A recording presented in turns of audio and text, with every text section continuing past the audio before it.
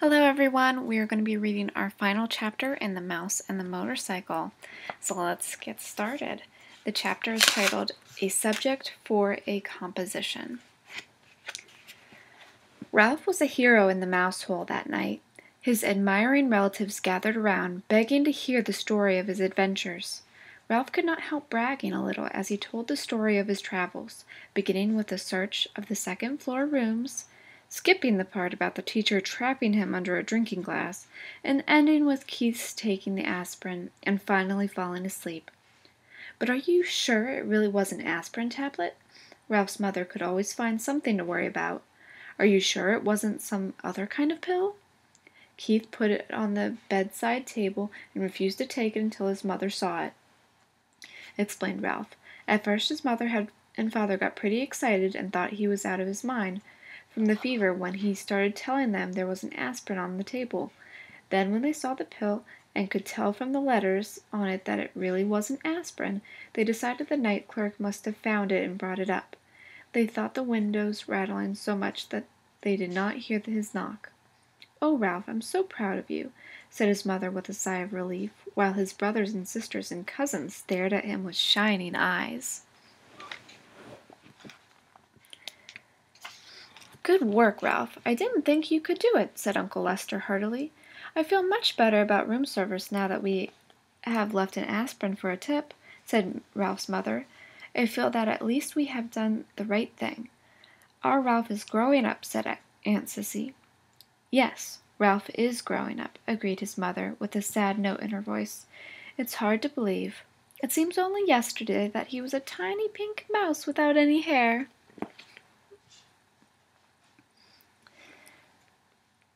Naturally, this embarrassed Ralph, but now that his mother had finally admitted he was growing up, he decided to make the most of this moment. "Now, can I go downstairs to the first floor by myself?" he asked eagerly. "We'll see," said his mother, looking worried once more. "Nonsense," said Uncle Lester. "Of course he may go. Ralph has shown that he can be a very responsible mouse." "I guess you're right," agreed Ralph's mother nervously. "Oh, boy!" exclaimed Ralph. "Tell us again how you climbed down the vine and the owl nearly got you," begged a cousin. "No, tell us again how the ambulance got stuck in the crack," said another. "No, tell the part about how you got the dog to bark," pleaded a third. The only flaw in the evening for Ralph was the fact that he had not found the motorcycle on his travels through the hotel. Keith slept soundly, and the next morning, although he still had a temperature, Ralph was pleased to see he was feeling much better. "Do you hurt any place?" Mrs. Gridley asked anxiously, after she had given her son an aspirin brought from the milkman. "Is your throat sore? Does your stomach ache?" Keith shook his head. "I just feel sort of tired." "He's going to be all right. He must have picked up a bug someplace," said Mrs. Gridley to her husband. "A day in bed with plenty of fluids, and he'll be on his feet again." Mr. Gridley nodded. "Do you feel like eating any breakfast?" he asked Keith. "We can order something for you from room service." Keith brightened. "Can I really have something sent up from room service?" he asked, and when his father assured him he could, he slunk back into the pillow. "But I'm not hungry." "Some orange juice would be good for you," suggested his mother. "All right," agreed Keith, and then added, as if he suddenly had an inspiration, "and bacon and toast and jelly." "Your appetite seems to have come back in a hurry," remarked Mr. Gridley, as he picked up the telephone and asked to be connected with room service to order. He thought breakfast for his son. As soon as the adults had gone, Ralph popped out into the room. "Hi," said Keith. "Thanks a lot for the aspirin. It really helped." "That's all right," answered Ralph modestly. "Where did you find it?" Keith was curious to know. "Under a dresser down on the first floor." "The first floor?" Keith could not believe it. "How did you manage to get it up here?" Once more Ralph told the story of the night's adventure, skipping the part about the drinking glass, but making it sound as if he had narrowly escaped the horny talons of the owl as he traveled down the vine. Golly, Keith was amazed at Ralph's story. You know what? You're a pretty smart mouse, and a brave one, too. It was nothing, said Ralph in an offhand manner. Nothing, it was plenty. You risked your life. The boy's admiration and gratitude made Ralph feel even prouder of what he had done. I parked your ambulance out in the hall, he said, wanting Keith to know how responsible he was. Your folks will probably see it and bring it in when they come back. That reminds me, you didn't happen to see my motorcycle anywhere, did you? Keith's question was unexpected. Well, no, I didn't. Ralph suddenly felt less proud of himself. But I didn't have much time to look. Yeah, I know. Keith was sympathetic. I just wondered. A knock at the door sent Ralph scurrying to the knothole. Come in, called Keith.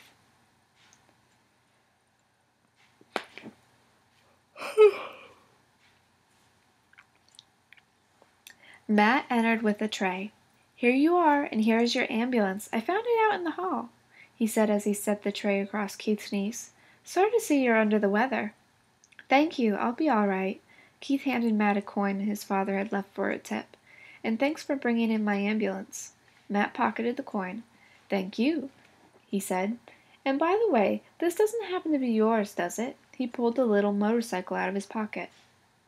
Ralph was so excited he almost fell out of the knothole. Hey! Keith sat up straight, rocking the orange juice on his tray.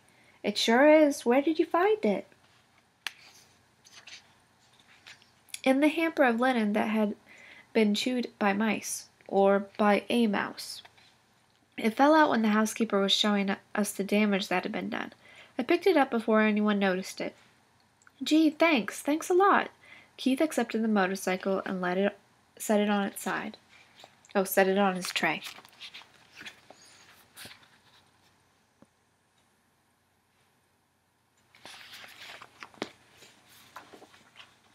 It's my favorite. I didn't like losing it. I wonder how it got into the hamper of the linen, mused Matt. Keith grinned but said nothing. Old Matt rubbed his chin and stared at the ceiling.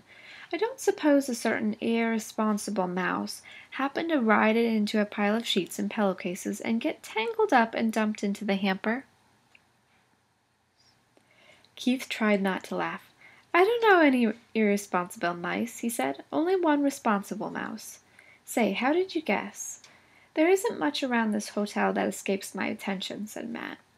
I saw that mouse out in the hall with the little motorcycle. I imagine he's a regular speed demon. Ralph could no longer stay out of the conversation. I'm fast, but I'm careful. I haven't had an accident yet, he boasted, and added hastily, recalling his fall into the wastebasket. At least not since I learned to ride the motorcycle. If there is anything I can't stand, it's a cheeky mouse, remarked Matt good-naturedly. What do you call getting tangled up in a lot of linen? What I mean is, I didn't crack up in the motorcycle, said Ralph with dignity. He's not cheeky, defended Keith. He's brave. You aren't going to tell the management about him, are you? What's the use, said Matt. If they get rid of these mice, more will move in. Anyway, he's a cute little fellow. It cheers me up just to think of him tearing down on a little motorcycle. If only I could, thought Ralph. There followed an unusually pleasant day for the mice. Keith stuffed the bacon and toast and jelly through the knothole. The mice feasted on bacon and jelly before the ants could get at them, and stored the toast against the rapidly approaching time when Keith would leave the hotel. They slept all morning while Keith alertly napped and played with his cars. For lunch, they enjoyed peanut butter sandwiches again. Ralph did not sleep well that afternoon. He found himself thinking of the tantalizing glimpse he had had of the ground floor and of all the opportunities it offered mice. Crumbs in the dining room, leftovers in the kitchen, scraps in the garbage. He lay daydreaming on a pile of shredded Kleenex. He could see himself on the first floor pilfering crumbs in the dining room at night after the guests were in bed. And from the dining room he could go to the kitchen right past the night clerk, who was sure to be asleep. If only he could make the trip on the motorcycle. The thought of the motorcycle put an end to Ralph's daydream and made sleep impossible. After tossing about on his bed of Kleenex, he got up and poked his head out of the knothole. Keith was awake, lying back on the pillows with his cars beside him. He smiled wanly at Ralph. "How are you feeling?" asked Ralph. "Sort of tired," answered Keith. Ralph climbed through the hole. "Where are your folks?" "They went out for a little while. They'll be back. I'm supposed to take a nap." "Are you going to?" asked Ralph. "I'd rather talk to you." Keith leaned over and set the motorcycle on the floor. "Want to ride it?" he asked. "Do I want to ride it?" Ralph could scarcely believe he had heard correctly. "You mean you'll let me? After the way I lost it for you?" "You proved you could be responsible when you brought me the aspirin," explained Keith. "You're more grown up." "Thanks," said Ralph modestly. "I guess mice grow up faster than boys." Keith sounded as though he longed to grow as rapidly as a mouse. "You grow a little bit every day," Ralph said, as he removed the crash helmet from its hiding place behind the curtain. "I guess you're right," agreed Keith. "My dad measured me every 6 months against the door jamb of our kitchen back in Ohio, and each mark he makes is higher than the last. But I never feel myself growing. You wait long enough and you will be a grown-up." Ralph felt as if he had said something very wise as he slipped the rubber band on his crash helmet around his whiskers. "I guess so." Keith slumped back on the pillows. "But it takes so long." "I grew up, didn't I?" asked Ralph. "You said yourself I had become a responsible mouse." "Yes, you did," said Keith thoughtfully. "I guess that's part of the secret. Just getting bigger isn't enough. You have to learn things like not taking off down a steep hill on a bicycle when you aren't used to handbrakes. Stuff like that." Ralph walked with a slight swagger to the motorcycle, grabbed the hand grips, and threw his leg across the seat. He remembered to pick up his tail before he started. Brr, brr, brr, brr. He took off across the carpet and circled the room, covering the rough parts under the dresser and chair and coming to a halt beside the bed. "She has good balance on a rough road," said Ralph with authority. "She's a mighty fine machine." "Say, Ralph," said Keith, suddenly sitting up, "how would you like to come with me when we leave the hotel?" "Come with you?" Ralph was stunned. He had expected to live and die in the Mountain View Inn, and now he was being offered the opportunity for travel that he had dreamed of. "Yes, come with me to San Francisco, and then back to Ohio." Ralph's first thought was of the motorcycle. If he went with Keith, he would not have to be separated from the motorcycle. Keith must have sensed Ralph's thoughts because he said, "You could ride the motorcycle every day." Ralph was silent. He had begun to think of other things. His family, the permission he had earned to visit the ground floor, Keith's family and how they might feel about the mouse. "Come on, Ralph," said Keith. "You could travel in my pocket." "Your mother doesn't care for mice," Ralph pointed out. "Not running around loose," agreed Keith, "but she let me keep a couple of white mice once. I still have their cage at home. You would be very comfortable in it." "Comfortable in a cage?" Ralph was horrified. "No, thank you." "Aw, come on. Would you like to be shut up in a cage?" demanded Ralph. "Well, no, but—" "Neither would I," said Ralph, "especially now that I can finally go to the ground floor." In his disappointment, Keith slumped back on the pillows once more. "I guess I knew you really wouldn't want to come," he said. "I understand." "I sure will hate to see the motorcycle leave," said Ralph, and added hastily, "and you too, of course." The boy and the mouse were silent. Both were thinking of their wishes and their regrets that their wishes could not come true. Keith rolled over on his side and propped his head up on his fist. "Would you like to keep the motorcycle?" he asked. "Keep it? Me?" "Sure," said Keith. I can save up my allowance and buy another one when we get back to Ohio." "You really mean it?" Ralph could scarcely contain his excitement. "Keep it for my very own?" "Of course." "How come?" Ralph wanted to know. "I just like to think of you riding it," said Keith. "You know, if you grew up enough to be trusted with a mouse-sized motorcycle, maybe someday I could earn a big one." The excitement drained out of Ralph. "I can't. I don't have any place to keep it. It's too big to go through the knothole, and I couldn't hide it behind the curtain forever, because I've heard that after Labor Day, when there aren't so many tourists, they take the curtains down to be cleaned." "That is a problem," agreed Keith. "There must be some place in a big hotel like this where you could keep a motorcycle." Ralph sat on the motorcycle thinking as hard as he could. In the closet? He couldn't get it out when the door was closed. Under the bed? Eventually it would be found. "How about downstairs?" suggested Keith. "I could carry it down for you before we leave. There must be a good hiding place down there someplace." "There's that big old clock my ancestor ran up," said Ralph thoughtfully. "Nobody ever cleans under it, but frankly I don't care to have it striking over my head." Keith thought a while. "How about the big television set in the lobby?" he asked. "The noise shouldn't bother you, because you would only go under it at night when everyone was asleep." "Yes!" Ralph was excited.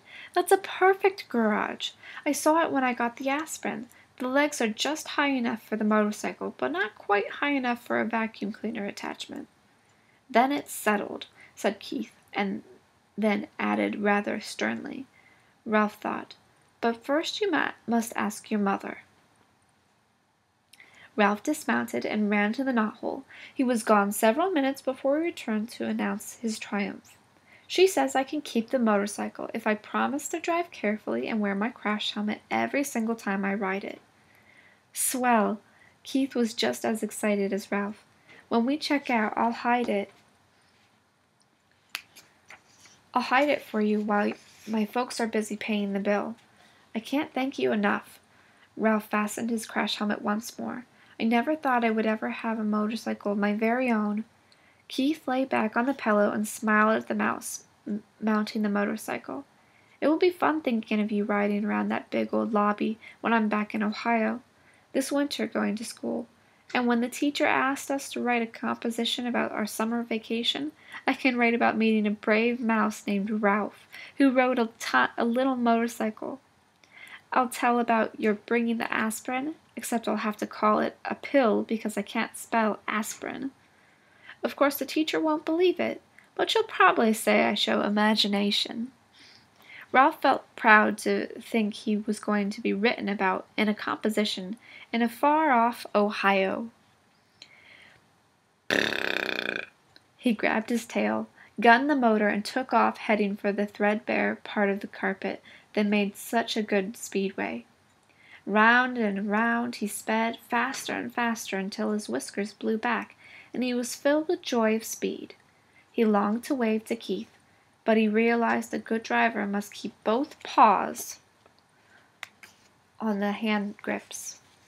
He glanced up and noticed that Keith's eyes were closed. The boy had fallen asleep with a smile on his face. Ralph dragged his heels to brake the motorcycle. Quietly he parked it beside the bed, and quietly he removed his crash helmet and hid it behind the curtain. He did not want to disturb the sleeping boy. Ralph could wait to ride the motorcycle. It was his to keep. Alright, guys. That is it. That is the end of The Mouse and the Motorcycle. Now, there are a couple other stories, and we're not going to read them this year, but they're pretty good. So there's Runaway Ralph and Ralph S. Mouse. So you might want to go to the library and check those out. Okay? Bye, everyone. Thanks for watching.